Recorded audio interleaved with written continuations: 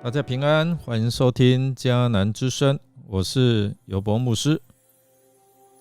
今天12月1号，我们要分享的是关键时刻，智勇退敌。我们要读尼希米记第6章1到14节。我们先来读今天 RPG 的金句：要专心信赖上主，不可倚靠自己的聪明，无论做什么事，都要以上主的旨意为依归，他就会指示你走正路。箴言3章5到6节。每到选举竞争的双方，阵营都会控诉对方抹黑、造谣、散播假新闻、假消息。当然，这种情况不是台湾独有。这些年来，全世界都为了假新闻、假消息伤透脑筋。除了这些假新闻大量出现在政治之外，各个领域也都充斥着各式各样似是而非的新闻。面对敌人的抹黑、造谣与攻击，尼希米将如何应付呢？到目前为止，尼希米还没有见到他最后一批敌人，但他已卓越地应付了不同的难题，个人的、政治的、牧者的、行政的和社会的问题。现在他坚强合作的团队已经修完了城墙，其中没有破裂之处，剩下的只是安门扇。可是他立刻就会遇到新的麻烦。当这成功的工程来到了压轴好戏时，敌人的阴谋就是要击垮他。现在回忆录要详细记载，在这工程的关键时刻，敌人有几种攻击上帝仆人的不同阴谋。第一个，密谋要绑架他。敌人虽然眼见已没有什么希望摧毁尼希米的建筑工程了，可是还有时间击倒他本人。他不单是个工程的总负责，还是具有影响力的属灵领袖。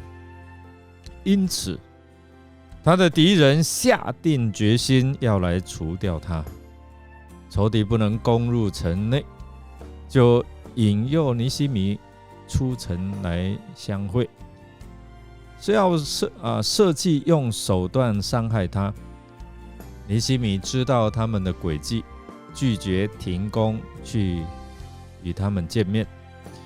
第二个，我们看到他们用谣言来抹黑他。他们竟然4番5次的写信来恫吓说他存心谋反，罗织罪名。第5次派人来，这一次做得更绝。来人手中拿着信，是一封未封起来的信，也就是写在蒲草纸上或是陶片、泥板上，但未加泥印密封的信，类似于今天的公开信。信中来说，外邦人中疯传尼希米和犹大人想要背叛波斯王。尼希米修造城墙，就是为了要自己自立为王。为了达到这个罪恶的目的，又特意安排先知在耶路撒冷这个圣城公然的宣讲，神拣选尼希米要做王。现在这些流言必定已经传到波斯王的耳朵，因此形势对尼希米是极为不利。他们是友善知道这些传言是谣言，但为了要帮助尼西米摆脱困境，因此邀请尼西米前去共同会商。我们知道这个宴无好宴哦。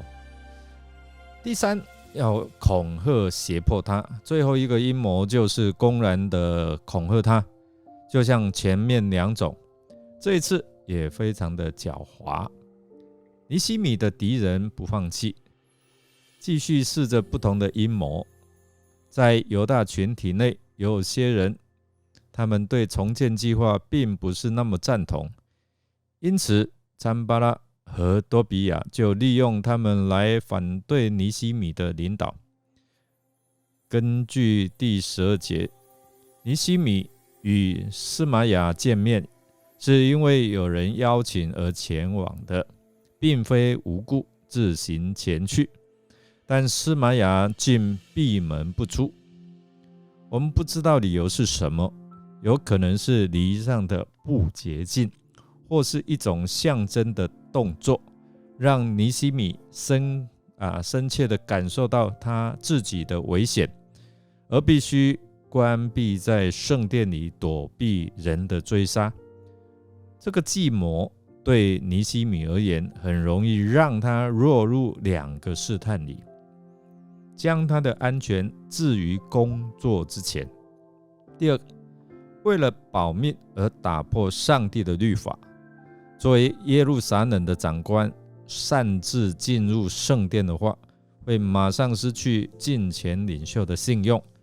如果尼西米为了安全考量而接受建议，那么他势必会妥协，甚至因而失去他的性命。尼西米根据上帝的话分辨出司玛雅是假先知，也看出这个是参巴拉和多比亚收买他，企图诱骗他犯罪，破坏他的领袖名誉，使他遭人唾弃。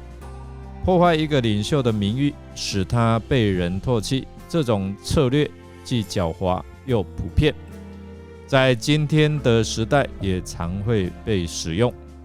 尼西米处在这种备受攻击的情况之下，他要怎么样回应，值得我们学习。